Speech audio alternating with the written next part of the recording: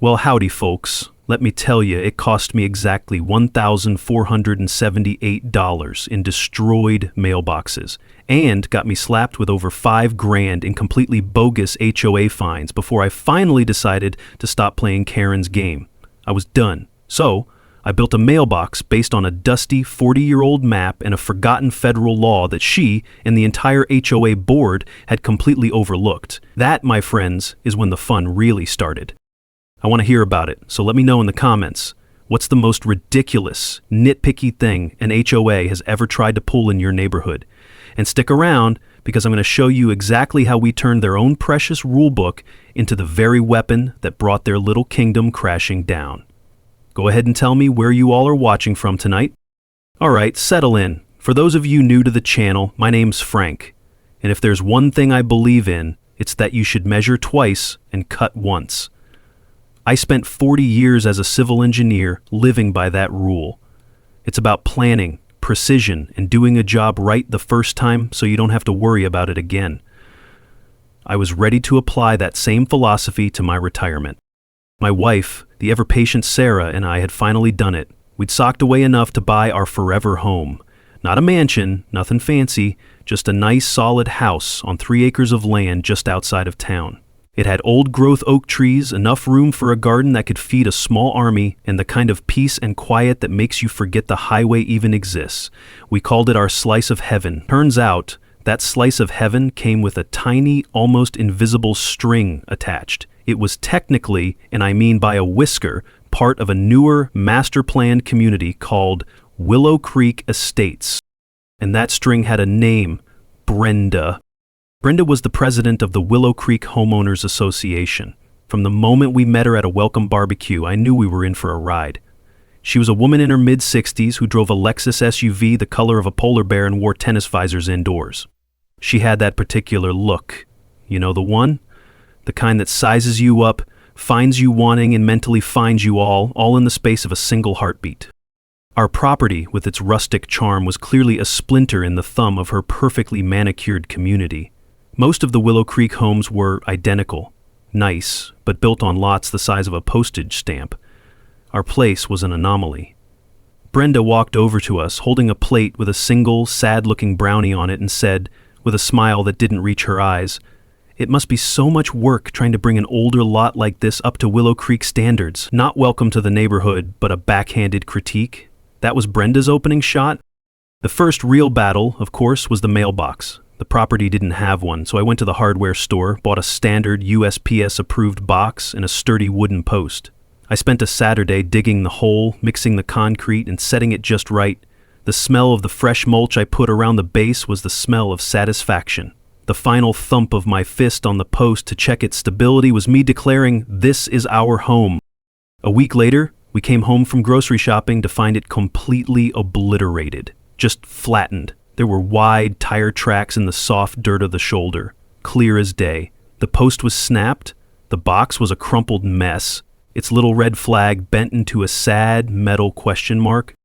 "Teenagers," Sarah said with a sigh. I figured she was right, just random vandalism. Annoying, but part of living anywhere. So, with a deep breath and a few muttered words my wife pretended not to hear, I got out my tools. The grating screech of that mangled metal post as I wrenched it from its concrete footing was the true start of this whole mess. I just didn't know it yet. So I built a second mailbox. Went through the whole rigmarole again. New post, new box, mixed another bag of concrete. This time I used bolts to attach the post to the footing, figuring it'd be easier to replace if lightning or, teenagers struck again. I made it stronger, straighter, and better than the last one. I even painted the post a nice respectable forest green to match the trim on our house. It looked sharp. Too sharp, apparently.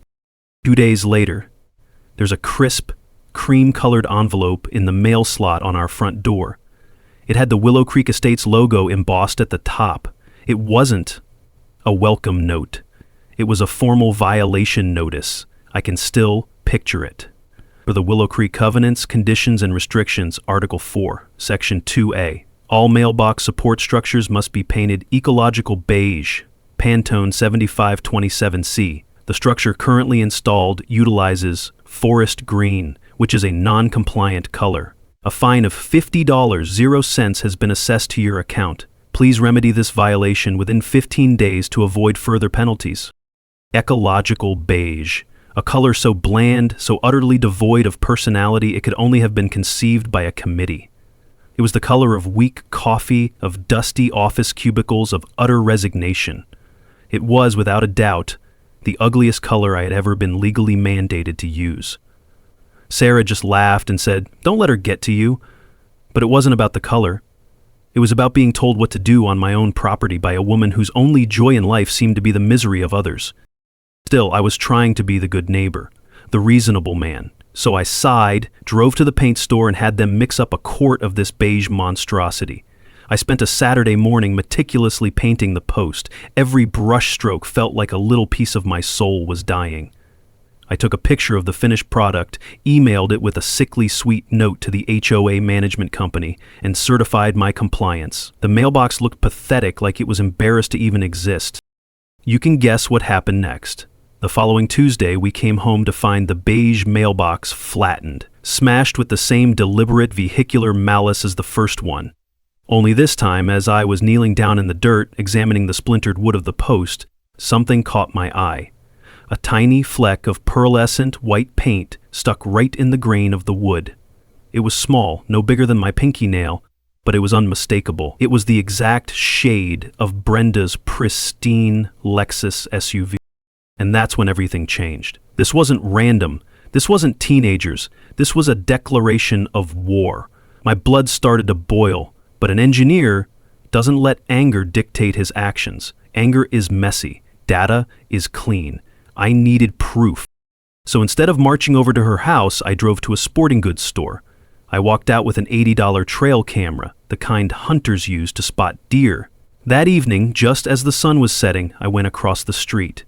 There was a big old oak tree on the edge of the common area, one with a perfect view of my mailbox's future location. I strapped the camera to it, camouflaged it with a few branches, and set it to record on motion. The almost silent click of the shutter as I tested it was the sound of a trap being set. Then, for the third time, I went to the hardware store. I bought the exact same mailbox, the exact same post. I bolted it back onto the concrete footing, and with a grim sense of satisfaction, I painted it the ugliest, most compliant shade of ecological beige you have ever seen. And then I waited. The ball was in her court now. It didn't take long, less than a week. I'd gotten into the habit of checking the trail cam's SD card every morning, feeling like a spy in my own neighborhood. And then, one morning, there it was. The footage was grainy, stamped with the time. 2:17 a.m., and shot in that eerie black and white infrared that makes the world look like a ghost story. But the subject was crystal clear. A familiar white Lexus SUV, the same one I saw Brenda driving every single day, slowed as it approached my property.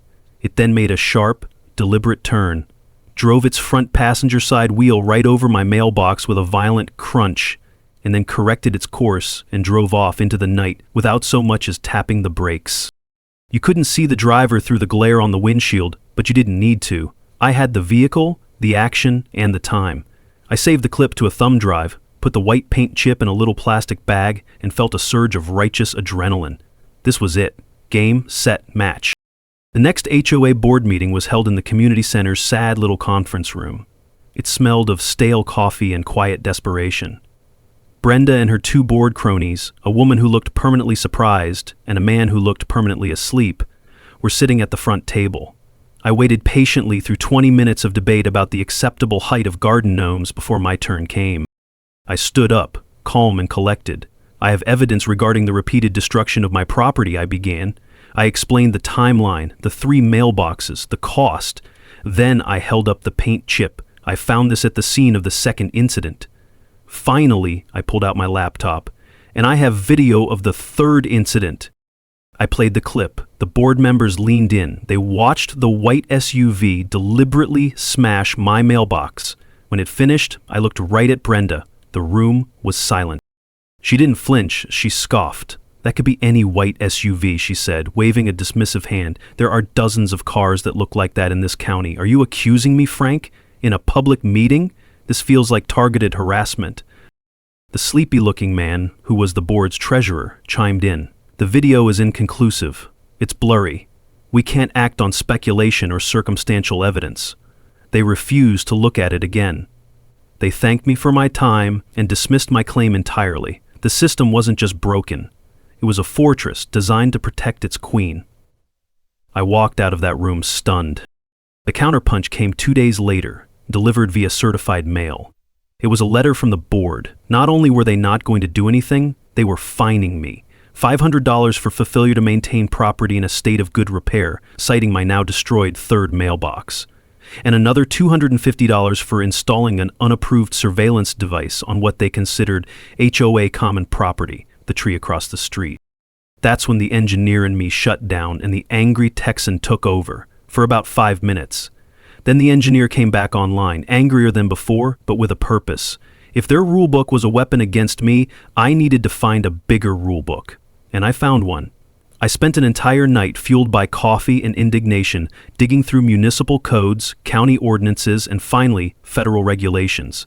And there it was, Knowledge Nugget number 1, USPS, Postal Operations Manual, Section DMM 508. It details the rules and regulations for mail receptacles, and buried in the legalese is the core principle. Mailboxes are considered federal property, and the USPS has specific rules governing their construction, placement, and access to ensure the security and efficiency of mail delivery. The takeaway: federal law protecting mail delivery often supersedes the aesthetic whims of a local HOA. The next morning, I drafted a polite but ice-cold letter. I quoted the specific federal regulation. I stated that their repeated actions and subsequent fines constituted an active interference with the delivery of United States mail, which, I noted, was a federal offense.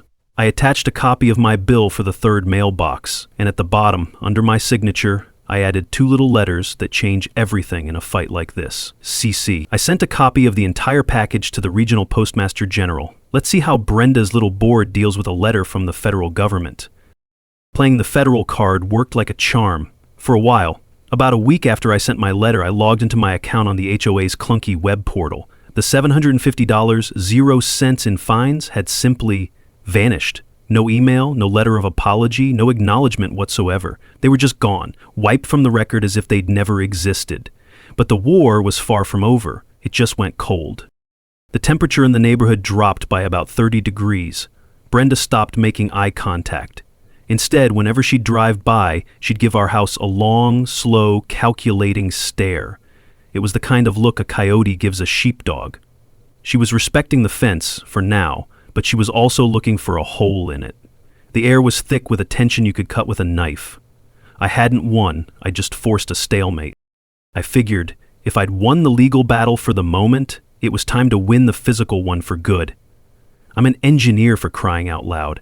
If I can't build a mailbox that can withstand a suburban SUV, I ought to turn in my degree. So I drew up some plans. This wasn't going to be another wooden post. This was going to be a monument to stubbornness. I spent the next weekend on what I privately called the Fort Knox Project. I bought a heavy-gauge galvanized steel mailbox, the kind you see in rural areas that have to survive snowplows. Then, I bought 24 bags of concrete mix, rebar, and a pallet of red bricks that closely matched our house. I built a form, poured a massive new concrete foundation, and then, with the patience of a man who has nothing but time, I started laying brick. I hadn't done masonry work in years, but it came back to me. The distinct smell of wet mortar filled the air, a scent of creation and permanence. The satisfying schlick of the trowel as I smoothed the joints was music to my ears. I built a 2-foot by 2-foot column of solid brick and mortar, encasing the new steel mailbox in a shell of pure, immovable mass. When I was done, it looked less like a mailbox and more like a guard tower for a miniature prison. It was beautiful. I stood back, covered in dust and sweat, and thought, "All right, Brenda, let's see you try to run this one over." But she didn't. That was the genius of her next move. She didn't even try. A few days after the project was complete, I saw her white Lexus parked across the street. She wasn't driving by. She was stopped. She just sat there for a moment, then slowly lifted her phone and took several pictures from different angles. Then she drove off.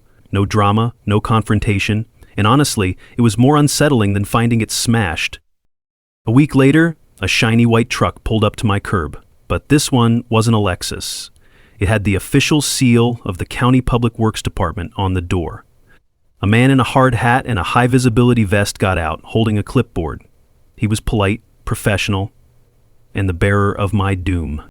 "Sir," he said, not unkindly, "we've had a complaint filed about an unpermitted structure in the county right-of-way." My heart sank. He explained that while the mailbox itself was fine, the massive brick column I'd built around it was technically a structure, and since that structure was located within the first 20 feet of my property line, it was sitting in the county's legal right-of-ways.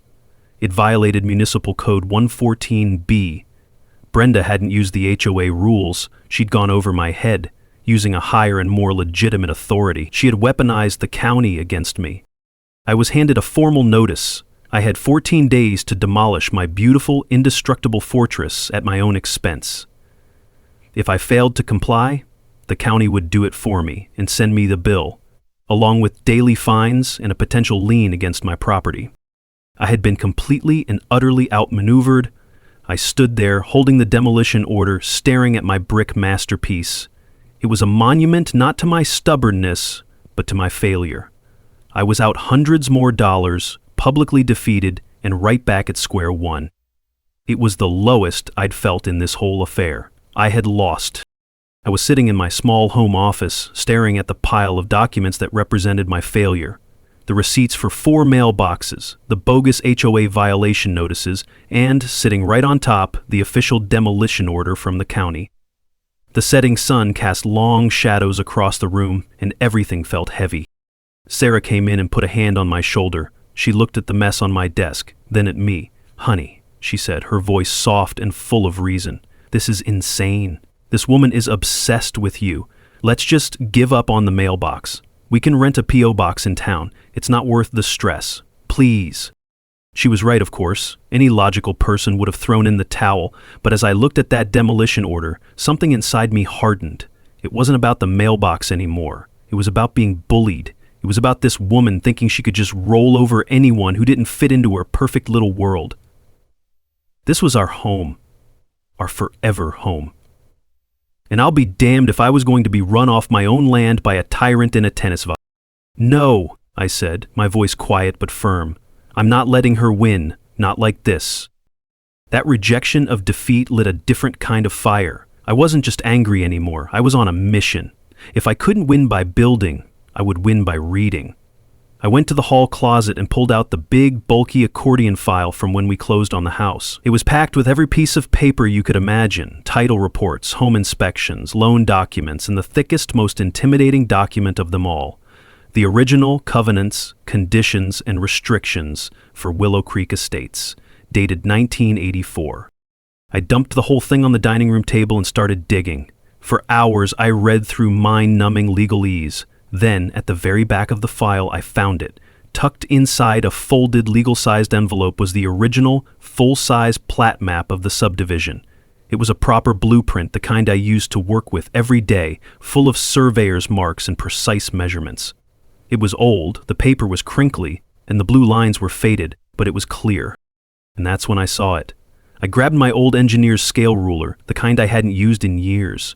The newer, simplified maps the HOA used just showed a solid property line. But this original map showed a thin, dotted line running parallel to the road, set back deep inside my property. It was labeled 15PUL.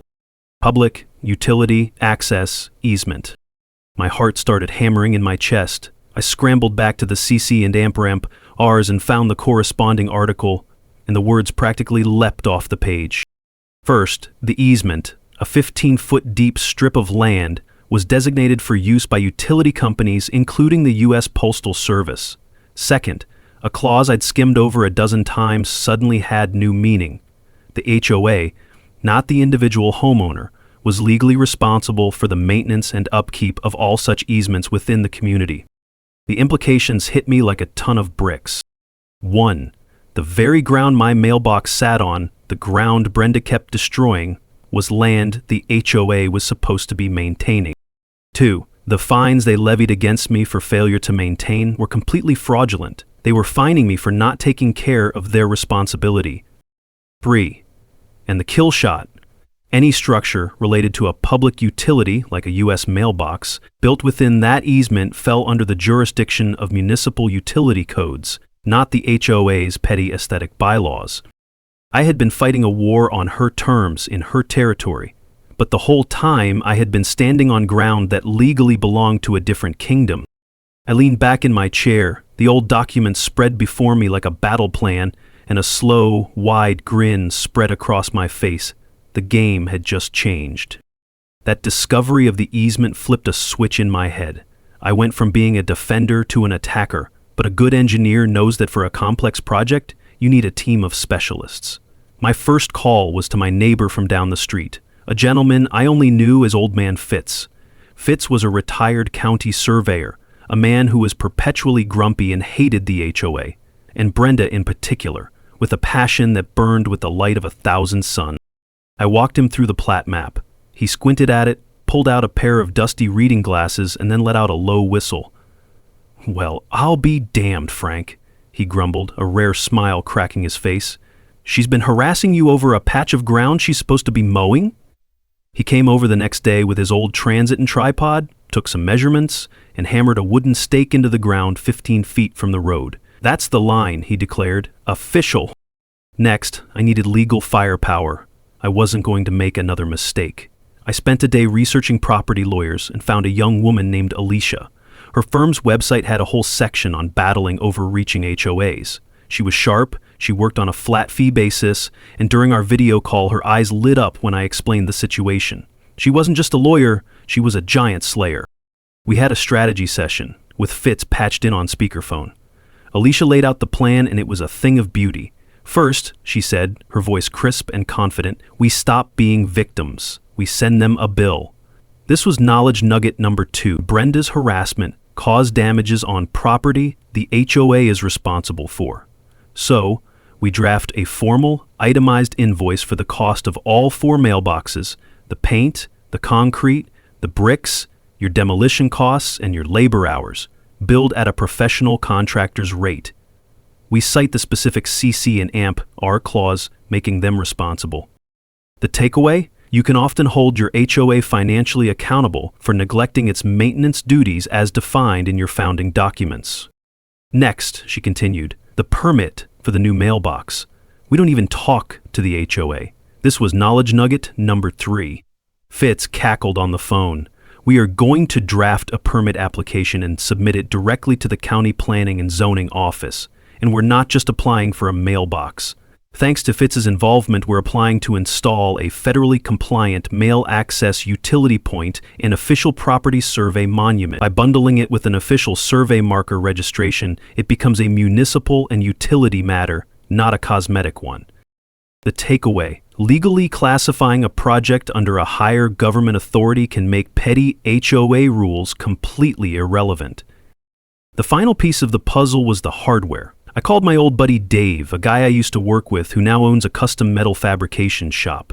"Dave," I said, "how would you like to build something that will make a Lexus cry for its mommy?" Dave laughed. "Frank, you just made my day. Send me the specs."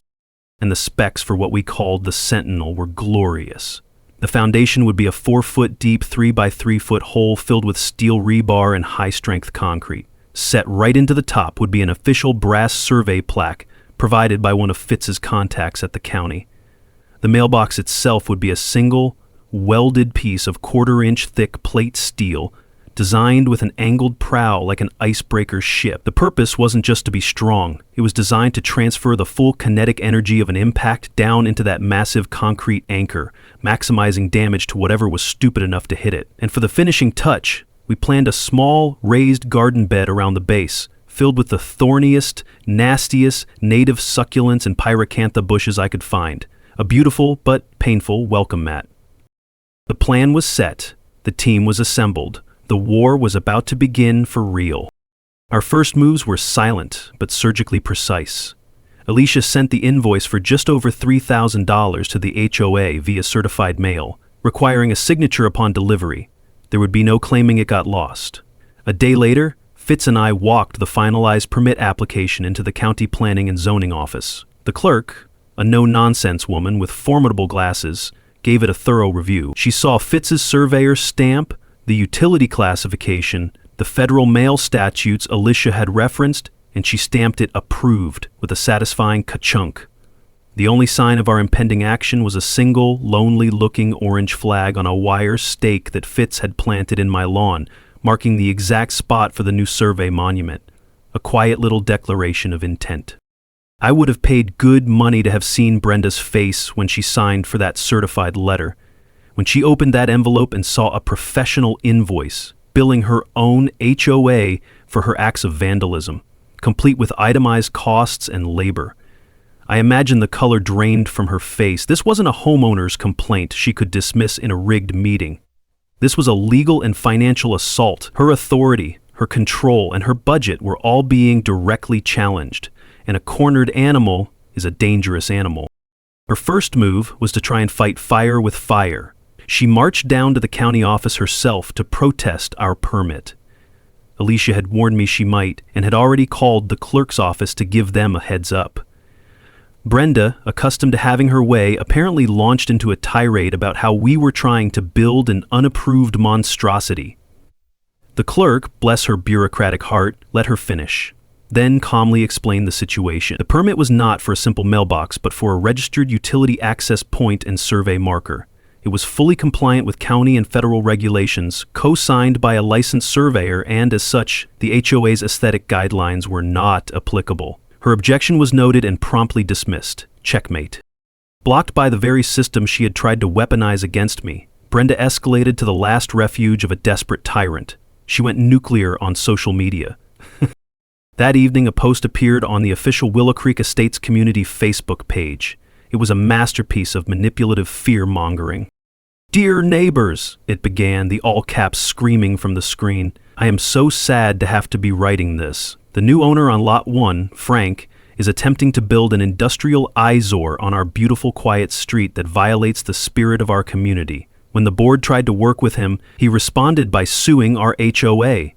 This means your dues will be going up to pay his legal fees. He is trying to lower our property values and intimidate your board. This is not the kind of neighbor Willow Creek wants or needs. We must stand together against this aggression." The post blew up. Sarah and I sat there, scrolling through the comments. It was a digital civil war in miniature. "This is outrageous. We can't let him ruin our neighborhood," wrote one of Brenda's obvious cronies. "Will my dues really go up? I'm on a fixed income," wrote a genuinely worried older resident. But then there were others. "Hold on," wrote a guy from a few streets over. "All this over a mailbox? Brenda, didn't you make him repaint it 3 times? Maybe there's more to this story." Another chimed in, "Frank and Sarah have been nothing but nice. This seems like a personal vendetta." The battle lines were being drawn. Brenda had fired her shot, not at my mailbox, but at my reputation. She was trying to isolate me, to turn me into a pariah before the first shovel of dirt was even turned. But looking at those few supportive comments, I realized something. She wasn't as powerful as she thought she was. Not everyone was drinking her Kool-Aid. The question was, who would show up for the final battle? Installation day arrived on a perfect, clear Tuesday morning, and we made sure it was a show. This wasn't just about building a mailbox. It was about making a public statement. It was our response to her Facebook smear campaign. At 8 a.m. sharp, Dave's fabrication truck rolled up, a small crane mounted on its flatbed. It was followed by a ready-mix concrete truck, its big drums slowly turning. The sounds of professional-grade diesel engines rumbled through the quiet morning air of Willow Creek. Fitz was already there, wearing his official-looking surveyor's vest and looking immensely pleased with himself. Just as we'd hoped, the spectacle drew a crowd. The Facebook drama had turned our little construction project into must-see TV. Curtains twitched. People suddenly decided it was a great morning to do some gardening or walk their dogs, their paths taking them conveniently past my lawn. They stood in small groups, whispering, watching. This was exactly what we wanted, an audience. It didn't take long for the Queen to arrive. Brenda's white Lexus came screaming down the street and slammed to a halt, half on the asphalt, half on the grass. She jumped out, her phone already up and recording, her face a mask of pure fury. "What do you think you're doing?" she shrieked, marching towards us.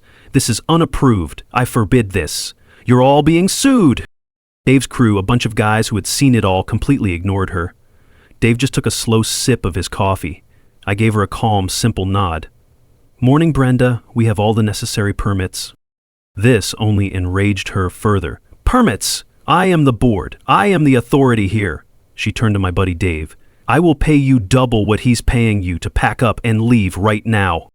Dave just laughed. "Lady, I wouldn't build a birdhouse for you for all the tea in China. Now, if you'll excuse us, we're on a schedule." True to her word, her finger jabbing at her phone screen, she called the sheriff. "Yes, I need to report the illegal destruction of property. There's a madman tearing up the neighborhood." 15 minutes later, 2 county sheriff's cruisers rolled up, lights off, but with an unmistakable air of authority. The neighbors leaned in, the tension palpable. This was the moment. The deputies got out, looking serious. They were young, professional, and not in the mood for games. One of them approached me. "Sir, we've received a complaint about unpermitted construction and destruction of property." I had a folder ready for this exact moment. I didn't argue or raise my voice, I simply handed it to him. "Good morning, officer.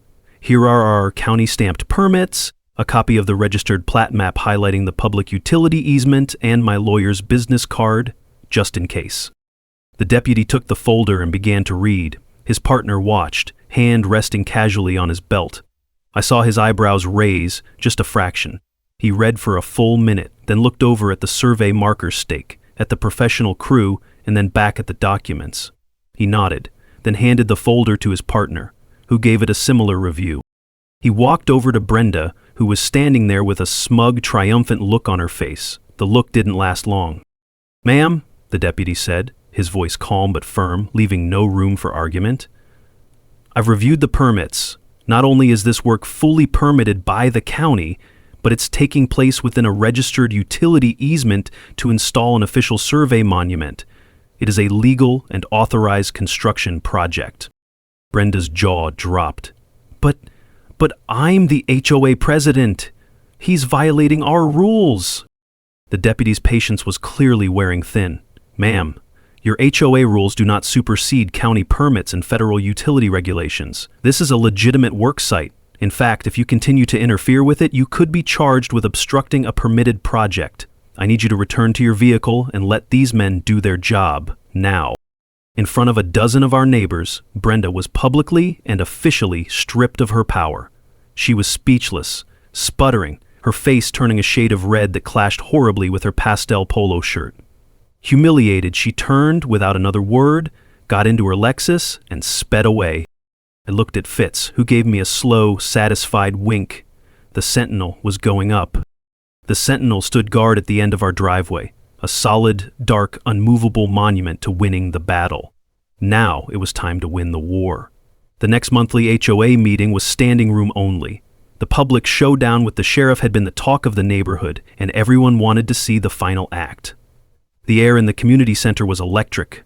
Sarah and I walked in with Fitz, and we were met with nods and quiet smiles from people we barely knew. We weren't alone. We took our seats, and a moment later, our lawyer, Alicia, walked in, looking sharp and confident in a dark blazer, carrying a heavy-looking leather briefcase. She gave me a subtle nod and sat in the row behind us. The trap was set. Brenda and her 2 board cronies sat at the front table, looking flustered but defiant. They were wounded, but they still thought they held the power. Brenda banged the gavel. "Order! The first item of new business is an emergency bylaw proposal 9C regarding aesthetic and structural uniformity of mail receptacles." She launched into a prepared speech, her voice dripping with fake concern. She spoke of protecting our community's unique character, of preventing unsightly industrial structures, and of ensuring the safety of our residents from rogue construction. It was all aimed at me, a final, desperate attempt to use the system to retroactively outlaw the Sentinel. She was about to call for a motion to vote. She never got the chance. I stood up. "Point of order, Madam President." Every head in the room snapped towards me. Brenda glared. "You are out of order, Frank." Actually, a crisp, clear voice cut through the room. "He is not." Alicia stood up, briefcase in hand. "My client has relevant information for the board to consider before any such vote can be taken." Alicia walked calmly to the front of the room. She opened her briefcase and pulled out 4 thick, spiral-bound packets. She placed one in front of Brenda and one in front of each of the other two board members. She handed the fourth to the HOA's recording secretary. "What is the meaning of this?" Brenda stammered. "Information," Alicia said simply. "I suggest you read it." The board members hesitantly opened the packets. I could see their faces change as they turned the first few pages. I knew what they were seeing because I had helped assemble it. The first document was our invoice for over $3,000, now stamped in bright red ink. 30 days past due. Notice of intent to file a lien on HOA assets. The treasurer's eyes went wide.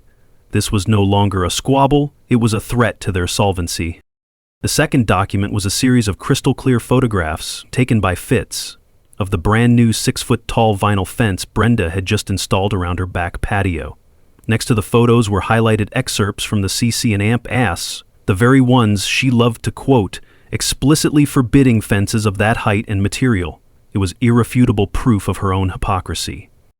The third document was the kill shot, a formal, legally vetted petition demanding the immediate recall of Brenda as president of the board, citing fiscal mismanagement for neglecting the easement, targeted harassment of a homeowner, and unequal enforcement of the covenants. And as the board members flipped through the pages, they saw the signatures, page after page of them. We hadn't just gotten the 51% needed, we had signatures from over 60% of the homeowners in Willow Creek. And the final page, the cherry on top, was a handsomely printed letter on official letterhead from the Office of the U.S. Postmaster General for our region. It commended the design of my new mailbox for its superior security and durability and noted it as a model of compliance with federal regulations. Brenda was silent, pale. She looked at the petition, at the dozens of names of her neighbors who had turned against her, the other board members, seeing the overwhelming support for the recall and the evidence of Brenda's own violations, began pushing their chairs back from the table, physically distancing themselves from her as if she were contagious. Before Brenda could even process it, a man I'd spoken to earlier stood up in the back of the room. "I make a motion to hold the vote of no confidence and recall, as submitted by petition, right now." "Seconded," yelled 3 people at once. A roar of "Ay!" filled the room. It was deafening. Brenda just sat there, gavel in hand, a queen in a kingdom that had already crumbled around her. The vote to recall Brenda wasn't just a landslide, it was unanimous. In the very room that had been her seat of power, she was rendered powerless. She didn't even stay for the rest of the meeting. She simply stood up, her face a blank mask of shock, and walked out. We never saw her at another meeting. 2 months later, a for sale sign went up in her yard. The white Lexus was gone, replaced by a moving truck, and then she was gone too. A new board was elected, led by the reasonable fellow who had called for the vote. Their first official act was to sign a check to me for the full amount on the invoice. Their second act was to go through the HOA's finances. They discovered Brenda had been hoarding a massive surplus, using it as a slush fund to pay the HOA management company that enforced her iron will. The new board fired that company and used the surplus to build the new playground the community had been asking for years. The sound of kids laughing replaced the sound of tense arguments. The neighborhood started to breathe again. And the Sentinel? Well, it became something of a local legend. It stands there at the end of my driveway, dark and silent. It's got a few small dings in it, not from vehicles, but from what the delivery guys tell me are kids tapping it for good luck on their way to school. People point it out when they give directions. Turn left at the indestructible mailbox, they'll say. It's a landmark, a quiet symbol that you don't have to roll over and play dead just because a bully has a title. With the money from the paid invoice, Alicia and I decided to pay it forward. We started the Homeowner Advocacy Project. Twice a year, we hold a free workshop at the public library. I bring my old plat maps and talk about the importance of knowing your property, and Alicia explains in plain English how to read your CC and AMP bars and use parliamentary procedure in board meetings. We teach people how to fight back, not with anger, but with knowledge. It's the best money I ever made. Sometimes, in the evening, Sarah and I will sit on the porch. I'll see neighbors out for a walk, stop and chat with each other right there by the mailbox. The very thing that caused so much division is now a point of connection. I finally have what I wanted all along, peace and quiet. I learned that it wasn't really about the mailbox at all. It was about the simple, fundamental right to be left alone and enjoy your own home, your own little, slice of heaven. We fought for our peace, and in the end, the whole neighborhood got to share in it. That's a victory worth fighting for. So, if you've got a Brenda in your neighborhood, remember to check the oldest maps you can find. Sometimes the best defense is a piece of forgotten history. Share your own HOA nightmare in the comments below. I read every one. And if you enjoyed seeing bureaucracy get a taste of its own medicine, be sure to subscribe for more stories of justice served.